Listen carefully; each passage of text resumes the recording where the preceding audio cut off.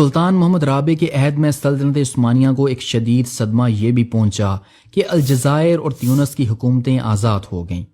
ان حکومتوں کی آزادی کے لیے کسی خاص سن یا سال کا تعین نہیں کیا جا سکتا، لیکن مورخین کو اس پر اتفاق ہے کہ یہ آزادی 17ویں صدی کے وسط میں حاصل ہوئی۔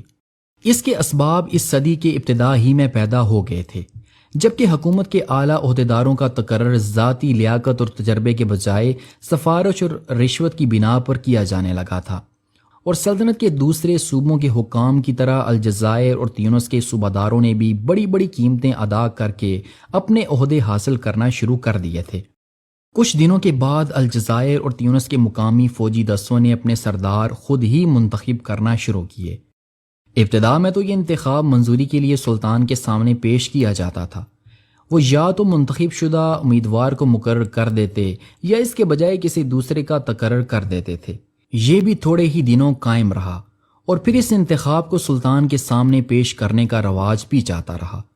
رفتہ رفتہ ان فوجی سرداروں نے، جو ڈے کہلاتے تھے، حکومت کی اصلی قوت اپنے ہاتھوں میں لے لی اور بالآخر ان پاشاؤں کو برطرف کر دیا جو برائے نام صوبادار بنا کر قسطنطنیہ سے بھیجے جاتے تھے۔ اس طرح ان دونوں صوبوں نے خود مختاری حاصل کر لی۔ کبھی کبھی وہ سلطنت عثمانیہ کی مدد اپنے جنگی بیڑے سے کرتے رہتے تھے، لیکن سلطنت عثمانیہ کے محکوم کی حیثیت سے نہیں بلکہ اسلامی اخوت کی بنا پر۔ دونوں حکومتوں کے پاس جنگی جہازوں کے مضبوط بیڑے موجود تھے جو بحیرہ روم میں چکر لگاتے رہتے تھے اور وہاں سے نکل کر بحر اٹلانٹک کے علاقوں پر چھاپا مارا کرتے تھے۔